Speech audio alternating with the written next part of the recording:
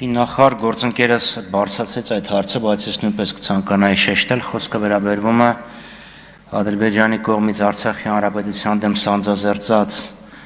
ագրեսիայի հետևանքով եւ պատերազմական պայմաններում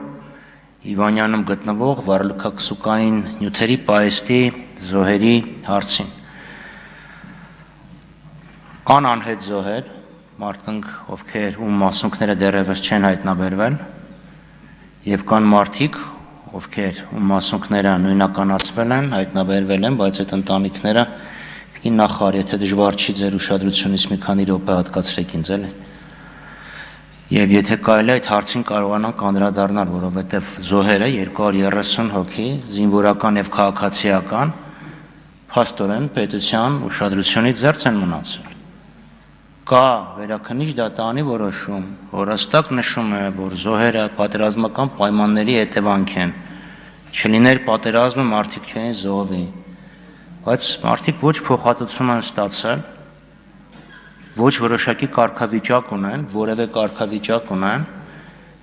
ոչ էլ որևէ արտոնությունից են օգտվում։ Արցախի հանրապետության կառավարությունը 1 միլիոնի չափ փոխհատուցել է, որը պայմանական կոչվում է գերեզմանի գումար, նաև ինչ-որ գումար զինծառայողներին է հատկացվել, բայց 200-ից ավել ընտանիքներ, կրկնում եմ, զուրկ են պետական որևէ հոգացությունից,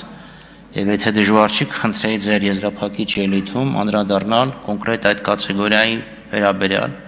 կառավարությունը ինչ քայլեր է մտադիր իրականացնել։ Շնորհակալություն։